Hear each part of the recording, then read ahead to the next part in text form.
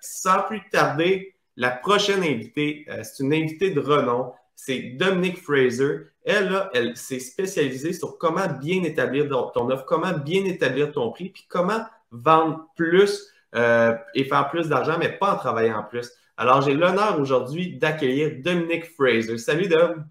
Bonjour! Allô, Anthony. Bonjour, Serge. Écoutez, je suis Salut vraiment Dominique. contente d'être ici aujourd'hui. Good, on est content de t'avoir avec nous aussi. Alors, aujourd'hui, Dominique, est-ce que tu pourrais me parler des 5 piliers de valeur? Mais en fait, je ne sais pas si tu avais les piliers à présenter en même temps. Moi, les piliers de valeur, juste pour faire peut-être un petit retour sur pourquoi j'ai créé ça, c'est que je cherchais en fait une formule. Comment qu'on fait pour avoir l'espèce de formule qui nous permet de trouver le prix exact de notre offre ou d'un produit? Puis là, je me disais, oui, mais si on va en dehors, en fait, du matériel qu'on a besoin ou peut-être de ce que nous coûtent nos employés, il y a en fait d'autres, si on veut, piliers de valeur que souvent on ne prend pas nécessairement en compte. Donc, c'est vraiment en commençant à fouiller sur ce sujet-là que je me suis rendu compte qu'en fait, il y a ces 5 piliers-là que je vais vous présenter aujourd'hui qui font vraiment en sorte que, en fait, quand on les prend en considération, puis vous allez voir, c'est vraiment intéressant parce que ça va vraiment faire un parallèle avec ce que Vincent vient de dire. Donc, quand on les prend en considération, on s'ouvre finalement à mon Dieu, à quelque chose de complètement différent, une approche différente de notre offre et même également de la vente. Autrement dit, comme Serge disait tantôt, la vente, en fait, c'est avant tout, je pense, c'est un échange. Puis moi, ce que je trouve merveilleux de la vente, c'est quand on laisse tout simplement les gens nous acheter. Donc, on ne vend plus, les gens nous achètent par eux-mêmes. Donc, pour qu'ils nous achètent, qu'est-ce qu'on fait? C'est les 5 piliers. Fait que je vais les prendre un après l'autre, puis je vais vous les expliquer un petit peu. En fait, le premier pilier dont j'aime parler, c'est celui que vous voyez là à la gauche, qui est l'amélioration des résultats. En fait, les gens vont payer un prix pour un résultat très précis. Donc, s'ils veulent atteindre un objectif très précis. OK? Donc, ça peut être un objectif financier, psychologique, ça peut être santé physique, même mentale. Exemple, comme tantôt Marco disait, je suis sûre que tout le monde a écouté Marco et a dit, oh mon Dieu, je vais l'engager, Marco. Pourquoi? Qu'est-ce que je veux comme résultat précis? Bien, il va me donner une stratégie très précise, des étapes et également, il va me faire quoi? Économiser du temps. Donc, quand on a un résultat très précis, un objectif très précis, donc économiser de l'argent, faire de l'argent, bien là, à ce moment-là, ça a une valeur. OK? Donc, plus on peut être précis dans ce qu'on offre. Ensuite, vivre une transformation. Ce que je me suis rendu compte, c'est qu'également, on parlait de transformation durable tantôt, justement, avec le Moneyball. Lorsque quelqu'un, mettons, on peut aller au gym et dire hey, je vais me remettre en forme, je vais m'entraîner. Mais ça va avoir beaucoup plus de valeur si peut-être je prends un entraîneur qui va en fait m'amener au travers d'une transformation durable. OK? Donc, ça aussi, ça vient ajouter de la valeur finalement à votre offre. Donc, ça peut être une transformation physique, psychologique, spirituelle ou peut-être même une transformation au niveau du style de vie, comme tu viens de dire, Anthony. On peut des fois augmenter ses prix. Puis en fait, même le fait d'augmenter ses prix nous permet de travailler moins parce qu'on engage peut-être d'autres personnes ou tout simplement que l'augmentation de prix vient finalement chercher une valeur additionnelle à notre offre qui fait en sorte qu'on n'est peut-être pas obligé de travailler autant. Ensuite, un autre des piliers, c'est accroître les connaissances des gens. Puis là, je suis sûre que vous allez commencer à vous dire, oui, mais là, est-ce que mon offre ou mon produit ou peu importe ce que j'offre présentement doit avoir les 5 piliers en passant nécessairement? Il y a certaines offres qui vont avoir seulement un des piliers. Il y en a d'autres qui vont en avoir 2. Il y en a d'autres qui vont en avoir 3. Mais plus on en a, en fait, plus on en touche, plus finalement le prix qu'on souhaite de mettre sur notre offre, en fait, peut augmenter. Donc, quand je parle de l'amélioration des connaissances, c'est peut-être au niveau du développement personnel. On peut acquérir des connaissances pour améliorer notre expertise. Des fois, on veut investir aussi pour accroître nos connaissances, tout simplement parce que par intérêt ou par passion. Ça, j'ai remarqué ça. Il y a beaucoup d'entrepreneurs, en fait, que souvent oublient d'intégrer leur génie à l'intérieur de leur offre. Puis souvent, les génies ils relient plus à une passion, à un intérêt qu'ils ont de quelque chose. Je vous donne un exemple. Il y a plusieurs années, moi, je donnais des cours en retouche photo. OK? J'étais complètement dans un autre domaine. Puis un jour, une personne m'a dit, Dominique, c'est fou la veille technologique que tu fais tout le temps. Tu es tout au courant de tous les nouveaux gadgets, les nouvelles technologies, les nouvelles approches marketing en ligne. Puis là, je disais, oh, ouais, attends, là, moi, j'ai pas du tout étudié là-dedans. Je ne suis pas une spécialiste du marketing du tout. Et pourtant, par intérêt, par passion, par aussi le fait que je vendais complètement un autre produit qui était la retouche photo, mais il fallait quand même que je fasse du marketing pour le vendre. Mais je me suis développée, en fait, des connaissances à ce niveau-là. Donc, j'ai accru, en fait, mes connaissances. Puis, ensuite, l'autre, je vais c'est... juste interrompre sur les Oui, connaissances parce que ça, je trouve que c'est quelque chose de fondamental. Quand on est dans un domaine, on finit nos études dans un domaine où on a appris quelque chose, mais les domaines évoluent. Si on prend juste le marketing, on recule le 20 ans, puis peut-être le 10 ans, tous les médias sociaux n'existaient pas. Alors, si je garde les mêmes bases que le 10, 20 ans pour faire mon marketing aujourd'hui, le message ne va pas aussi bien passer, puis mes performances vont être moins bonnes. Alors, accroître les connaissances, je trouve que c'est un super de beau facteur à la création de valeur. bien, il y a accroître ses connaissances en tant qu'entrepreneur, mais il y a comment... En fait, la question qu'il faut se poser, c'est comment que je peux faire au travers de mon offre, parce que ça dépend tout le temps de ce qu'on fait, hein, au travers de mon offre, pour accroître les connaissances de mes clients. Je vous donne un exemple bien banal. Mettons Starbucks.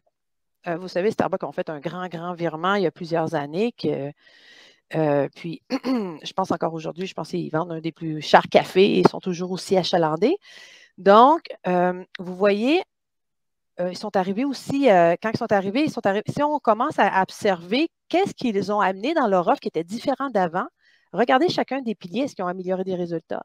Est-ce qu'ils ont accru les connaissances, en fait, de leurs clients? Mais moi, je me rappelle, à un moment donné, ils se sont mis à mettre des panneaux un petit peu partout pour nous expliquer comment que le café il était fait, qu'il était produit, un peu le behind the scene. Donc, puis également, pourquoi que c'était important, en fait, d'acheter des produits équitables, ainsi de suite, ainsi de suite. Ils sont venus nous éduquer. OK? Donc, ça fait partie, en fait, si on veut, des piliers pour accroître la valeur d'une offre. Également, ce qui est important de retenir, Dominique, c'est pas tant ce que toi, tu dois adopter comme comportement, comme dans tes piliers. Tu n'es pas en train de dire, toi, comme entrepreneur, tu peux augmenter tes connaissances. Tu es en train plutôt de dire comment ton offre ou ton produit peut augmenter les connaissances. Comment ton offre ou ton produit peut... OK, c'est bon.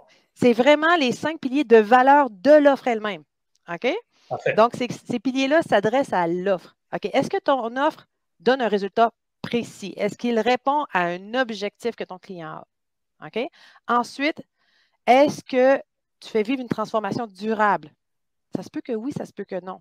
Est-ce que finalement, le quatrième, est-ce que tu vas vivre une expérience, une grande expérience?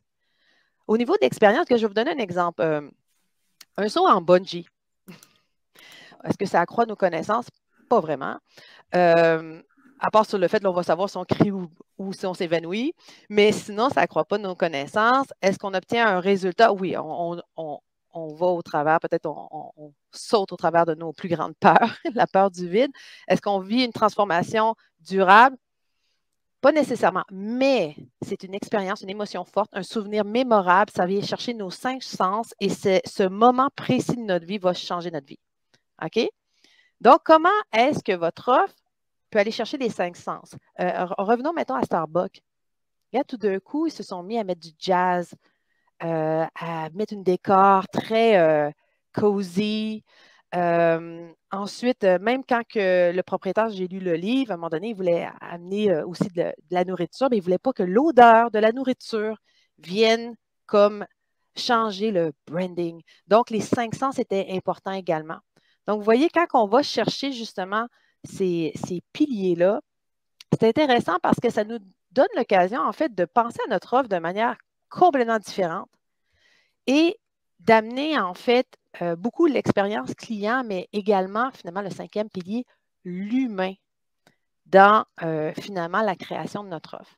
Et en fait, l'humain, là, c'est vraiment le pilier, finalement, qui a le plus grand impact, OK, sur, finalement, le prix de son offre. Très intéressant, très, très, très intéressant. Je vois le temps filer. Tony, avais-tu des questions de nos participants?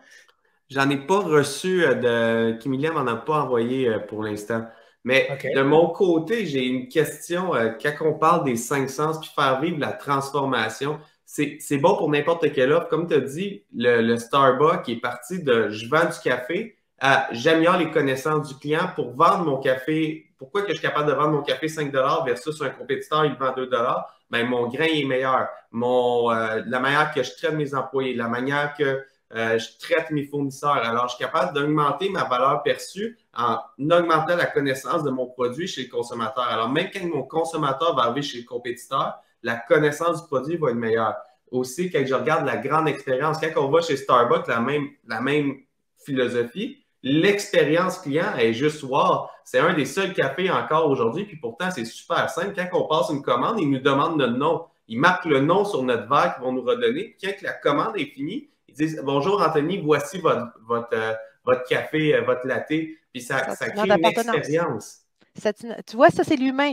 Ils vont chercher l'émotion, les sentiments, peut-être même l'estime, on se sent important. Donc, vous voyez le côté humain, le côté émotionnel, le côté également de comment je me sens. T'sais, si j'investis dans votre offre, si j'investis en vous pour travailler avec vous, comment que je me sens? C'est la même chose. Est-ce que, je m'achète, mettons, une voiture Toyota, OK, je me sens, c'est quelque chose d'utile économique, lié. Mais si je m'achète peut-être une Mercedes, peut-être que là, tout d'un coup, je me sens comme $1 million. Donc, le ressenti, l'humain, l'émotion, puis ça va jusque même au statut, comment on se sent par rapport à son accomplissement. C'est pour ça que, en fait, on va en discuter justement dans la méthode 12X. Puis, on va approfondir ça pour que, justement, chaque personne qui va pouvoir adhérer au programme puisse prendre ces 5 piliers-là, puis voir, en fait, comment ces 5 piliers-là peuvent, justement, les aider à, finalement, exploser leur prix. Dominique, un gros merci de t'être prêté au jeu. C'était pas facile de mettre ce contenu-là en 10 minutes. C'est ce qu'on avait demandé à nos intervenants aujourd'hui. 10 minutes intenses, 10 minutes de contenu pratico-pratique. Puis je trouve que tu as bien réussi dans la perspective où tu as amené 5 piliers de création de valeur pour le client. 5 pistes de réflexion aussi pour les gens qui se disent, bon, ben écoute, mon produit, je ne sais pas trop comment le vendre, comment le présenter. Mais plutôt que de penser à moi comme personne, je vais plutôt me mettre dans la tête de mes clients potentiels et futurs, et je vais tenter d'augmenter leur connaissance, d'augmenter la qualité d'expérience avec mon produit. Bref, m'adresser à l'humain. Et en cela, je suis très reconnaissant. Je suis convaincu que les gens ont beaucoup aimé ce qu'ils ont entendu cet après-midi.